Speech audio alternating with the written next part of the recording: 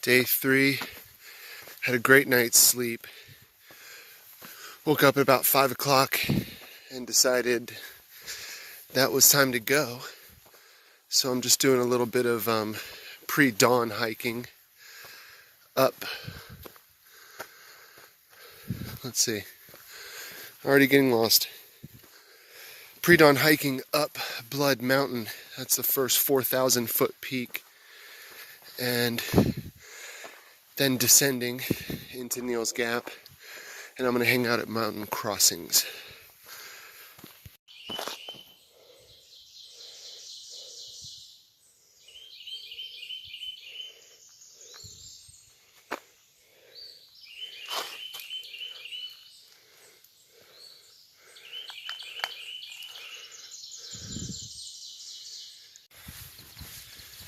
Alright, so the flashlight has been put away. The sun hasn't fully risen, it hasn't really cracked over the mountains yet, but it is definitely morning time. The birds are chirping. Right now this trail is sweet. I did have to climb to get here, so first thing when I left camp I got a little bit sweaty, but I'm warmed up now. Legs are feeling pretty good, just minor soreness, minor aches. And yeah, I'm on my way to Blood Mountain, baby.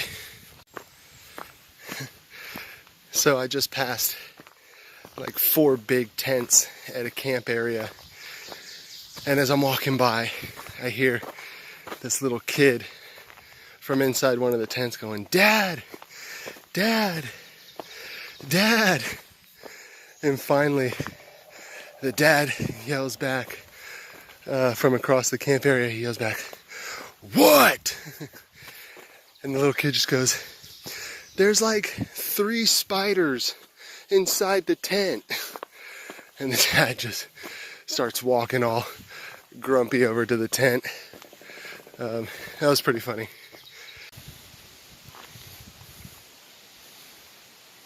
Nice big stone steps. White blaze. Trail's going this way.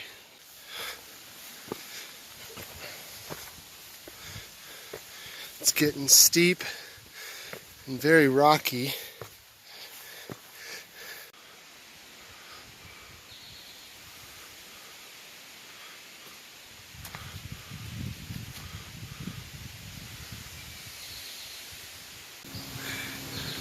I think this is it.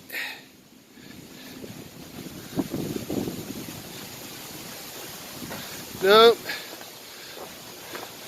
Just another switchback.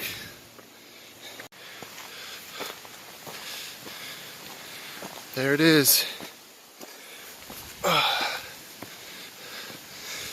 The shelter at the top of Blood Mountain. Look at these rocks.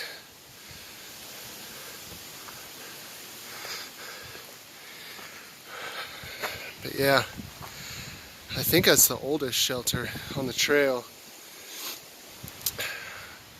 Looks like it was built by the Pilgrims. Let's go inside.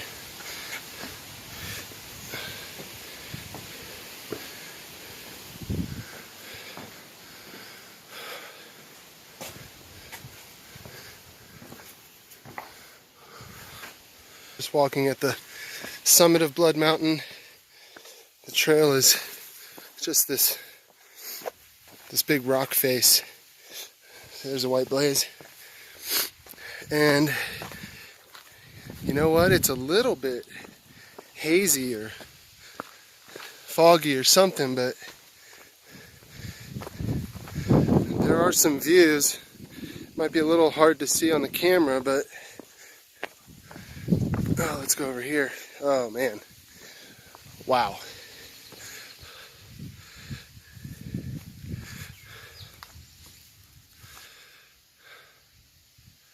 That is awesome.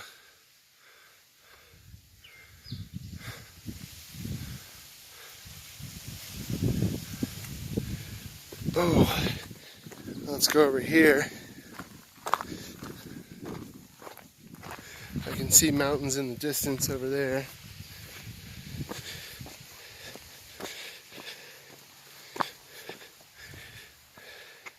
Yeah, there's just a morning haze.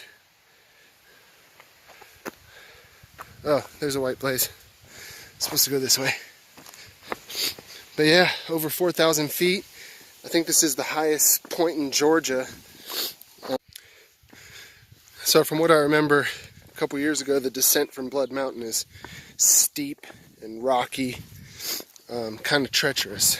But so I just started making my way down, came out to this big open rock face, and just that view from the summit one more time. It's gorgeous. It's about 8 o'clock in the morning.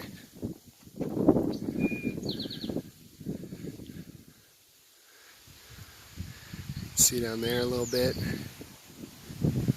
But yeah, I'm just going to sit here for a few moments and take this in. Oh man, these mountain laurels and rhododendrons are blooming, and it's gorgeous. Walking through this tunnel, it's just so lush and green. Oh,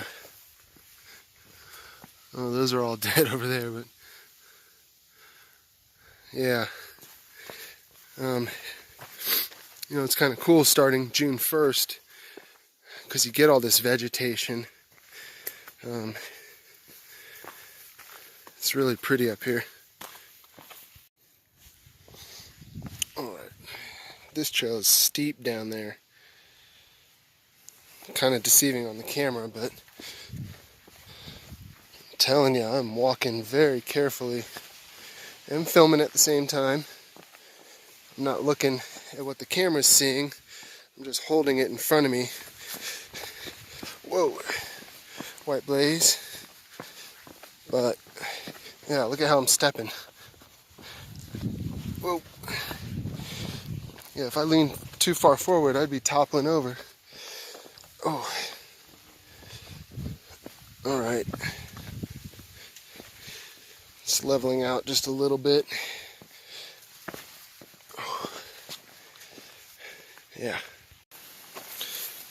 All right, so I've descended a decent ways, and I just realized something, that I didn't see anybody on my way up. There was nobody at the top, the summit, and I haven't passed anybody on my way down. So I scored Blood Mountain on Monday, June the 3rd, approximately 8 a.m., all by myself. That was pretty sweet. Last time I was here, last time I summited, it was like a traffic jam up top. You know, there was Japanese tourists taking pictures, there was Boy Scouts everywhere, people with their dogs. I remember when I was coming down this, you know, it was like every 2 minutes I had to stop and let somebody that was coming up pass, or I had to pass somebody. It was a lot, but I'm up here all by myself.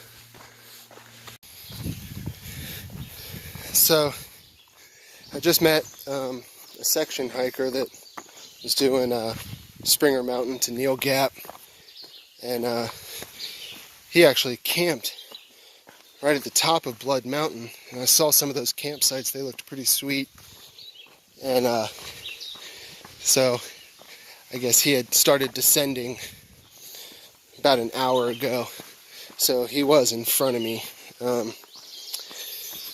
but I just passed him. He was sitting on a real nice little rock face. Oh yeah, I forgot something I wanted to mention. That section hiker, when I told him I was through hiking, he goes, "What? With that little pack?" And you know, I just smiled and shrugged shoulders, and we kind of laughed a little bit, and I said, yeah.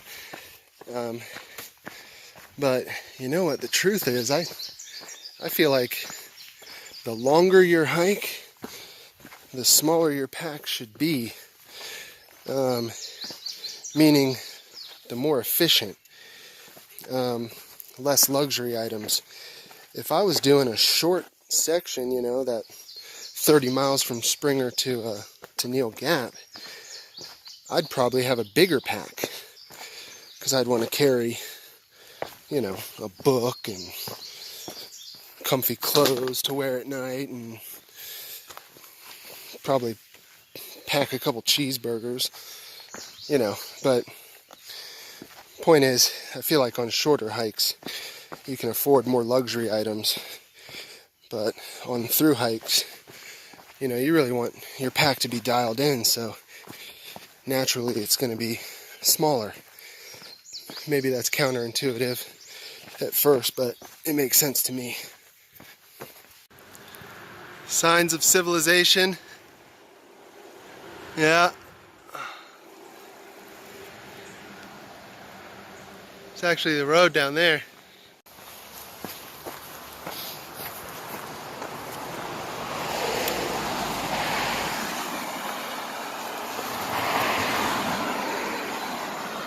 There it is. Mountain Crossing Outfitter at Neal Gap. Let's try not to get hit by a car.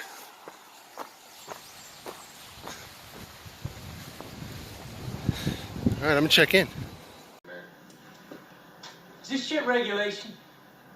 This shit ain't regulation. Oh, get the fuck. Shut up, man. Shut up. Listen. What? White men can't kill.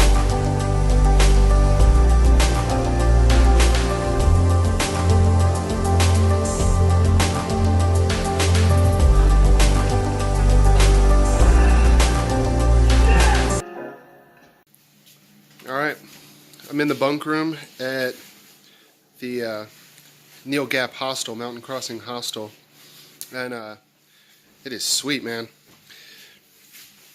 Just baked a pizza, already took a bite out of one slice, got a Coca-Cola, and they've got a huge library of VHSs. I already watched White Men Can't Jump. I think, I don't know, maybe Office Space or European Vacation. I don't know. But I got the beanbag set up, put my feet up on the chair. This is the bunk room. And I almost set up right here. But then I took a look around and realized these bunks over here are bigger.